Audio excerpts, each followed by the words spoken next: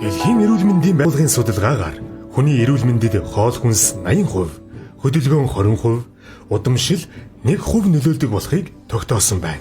Энэхүү судалгаанаас харахад дэлхийн хүн ам өсөж хотчхын хэрээр хүрээлэн буй орчиндөө ээлтэй, аюулгүй хүнс үйлдвэрлэх, хэрэглэх нь эрүүл, урт удаан, аз жаргалтай амьдрахын баталгаа гэдгийг олон улс хүлээн зөвшөөрч байна. Одоогийн байдлаар дэлхийн 90 орчим улсад органик хүнсний тухай хууль тогтоомж мөрдөж байна. Манай улс 2016 онд органик хүнсний тухай хуультай болж түүнийг дагалдах журам аргачлалууд 2018 онд батлагдсан.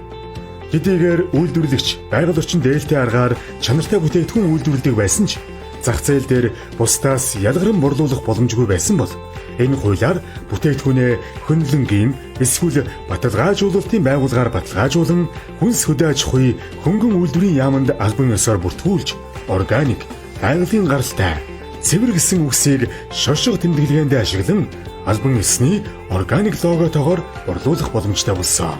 Органик газар тариална нь таримлыг зөв сэлгэн тариалах, амтан ургамлын гаралтай бордоо хэрэглэх, хортон шавжтай механик ба биологийн аргаар тэмцэх замаар байгаль их дэлхий хүн амын эрүүл мэндийг хамгаалах чиглэсэн хөдөө аж ахуй эрхлэх дэвшилтэд хэлбэр юм.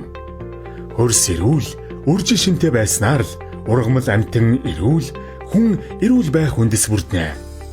Органик хөдөө аж ахуйн түншлэл төсөл Дархан аймгийн ургамал газар тариалангийн хүрээлэнтэй хамтран Сэлэн аймгийн 30 хоршооны 264 талбайн хөрс 8 гол мөрнөөс дээж авч шинжилгээнд хамруулсан. Органик гэхээр чинь ямар юм бэ гэхээр чинь ерөөс ямар ч химийн бордоо, ямар ч химийн нэмэлт бүтээгдэхүүн хийдгүү.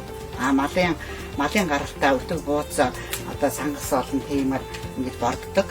Тийм учраас манай ногоо ингээ ийм сайхан газрын хөрс ч гэсэн гоё, ногоо ч гэсэн ийм цэвэр бүтээгдэхүүн болж гадаг. Манай Сэлэн аймгийн манс органик баталгаажуулалтын байгууллагууд ингээ маянхан ингээд манайхыг ингээд ирж ингэж биднээс гэж нэгээ баталгаажуул шалгадаг.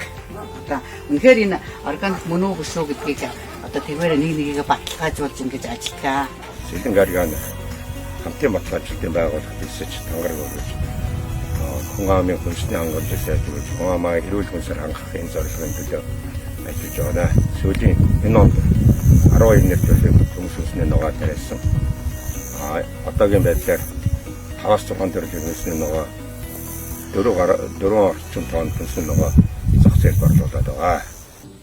Нэмэн өртөг шингэсэн эцсийн бүтээгдэхүүнийг зах зээлд нийлүүлж, бага талбайд тариалан эрхлэж хоршооны гишүүдийн амжиргааг сайжруулах зорилтын хүрээнд хоршооны бизнес төлөвлөгөө боловсруулах арга зүй, бүтээгдэхүүн хөгжүүлэлт, маркетинг, борлуулалт, органик хөдөө аж ахуйн нэмэн өртгийн сүлжээг хөгжүүлж буй бүгд найрамдах Солонгос улсын болон олон улсын туршлага зэрэг нийт 24 удаагийн сургалтууд зөвлөх үйлчлэгийг зохион байгуулж, давхарцсан тоогоор 1372 гишүүнийг хамруулав.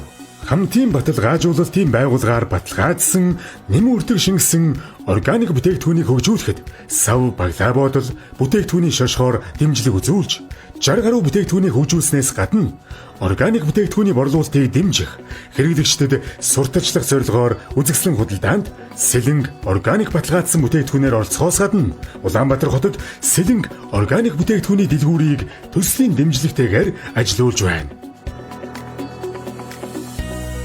Байцаа, түн сонгон гэх мэтчлэн нэг нийтэд бүгдээрээ хамарсан тэр хүнсний ногоог тариалдаг байсан бол одоо манайх олон төрлийн түнс хүнсний ногоо, нарийн ногоонуудыг тарьж байна.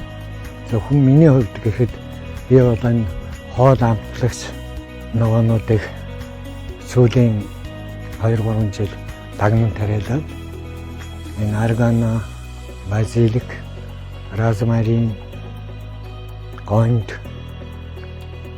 гэх мэтчлэн шамцаа эднэрийг одоо бүгдийг тариалж эднэрийг хатааж боловсруулаад савлаж хаяг байрлагта зах зээлд гаргаж ажилласан бидний одоо миний хувьд амьдрал ахуйд маань ихэнх дэвшил гарч. Хоршоолагч та бүхний минь ургац арвин байж, зориг нэгт хамт олонний минь үйлс бүтэмжтэй байх болтугай.